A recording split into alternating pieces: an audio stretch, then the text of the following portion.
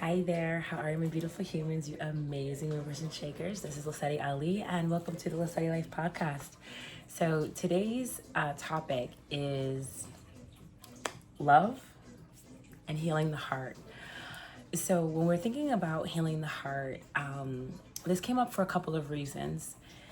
I have a habit of looking at cartoons, and I look at cartoons because they help me be in my inner child energy.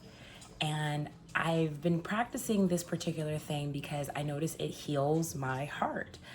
Because my inner child, my younger self, the younger version of me, went through some really traumatic things in this particular reality.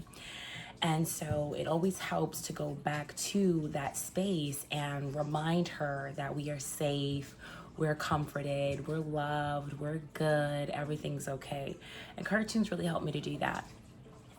Another reason it came up is because we've really been leaning into the energy of trusting the divine, trusting the Most High God, knowing that we are completely and totally taken care of. And the only way to really trust in that is to know that we're loved. If you've been through any kind of trauma, that's a tough one, right? Because a part of you still wonders, if God loved me, why would this happen to me? Or if I were really protected and looked after, why would this have happened? You may not understand a lot of it, or maybe you do because you are, further along your self-help or self-healing journey. But in the midst of it, in the thick of it, you don't feel love. You don't feel safe. You don't feel secure. You don't feel looked after. You don't feel any of those things that the heart needs to feel in order to create the reality that you really want to experience. If anything, your heart is feeling all of the opposite vibrational things, and your reality continues to reflect exactly that kind of life. One of the hardest questions that I've ever received in my coaching journey was, why has God given up on me? Or why aren't my guides or my angels there for me? They might as well just not be around, or they might not be around at all, those kinds of things. And it was always hard for me to hear that, because being someone that's connected to these higher vibrational realms, like, I know and I see and I feel that God's not the problem. Your creator is not the problem. Your ancestors, angels, spirit guides, whatever you subscribe to, they are not the problem. You are. I have been. And we're the problem because we're so stuck in that repeated offense of our heart being broken, our trust being manipulated, our faith being crushed, everything that we hold dear just exploding because of one or two or three, several events that broke our heart, that took took away from us our innocence, if you will. So when we're looking to reestablish that belief, when we're looking to reestablish that love, that connection, we definitely have to start with ourselves.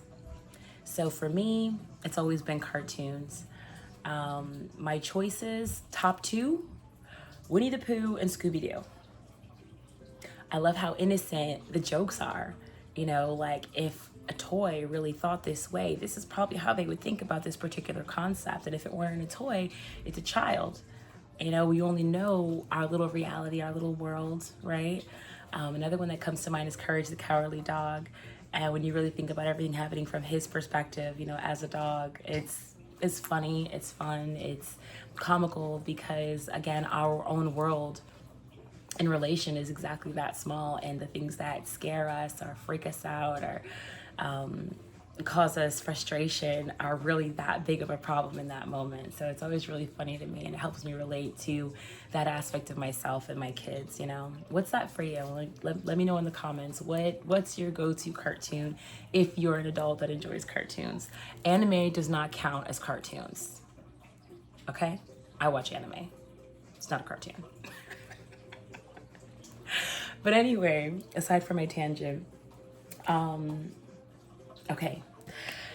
The other point here is that the Matrix doesn't want you to lean into your heart space, like at all, right? Because when we lean into our heart space, we have this huge vibrational frequency that just changes everything, because we're in love and we're serendipitous and we're excited and we're optimistic, right?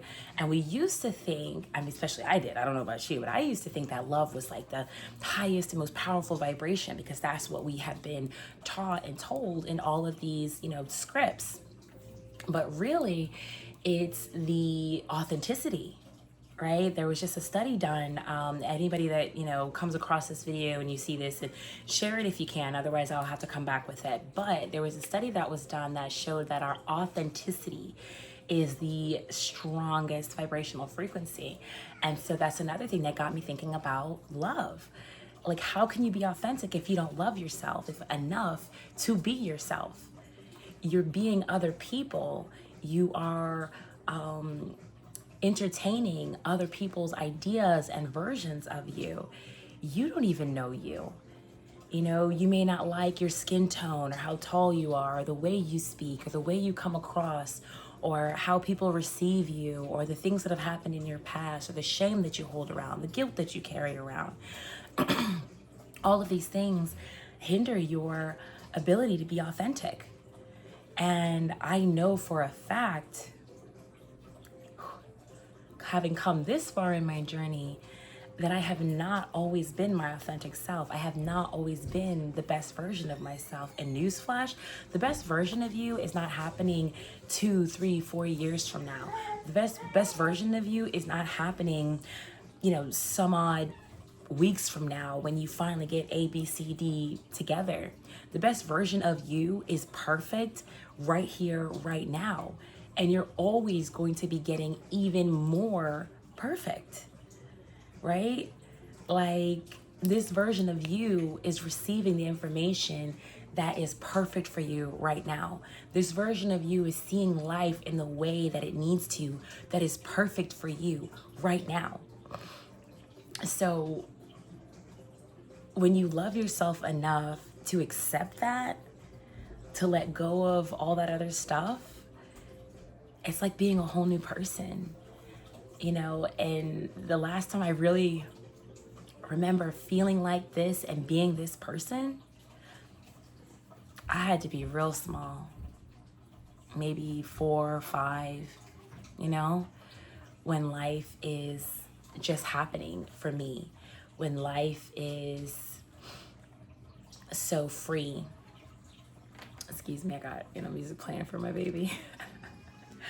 But it's surreal. It really is surreal. I feel like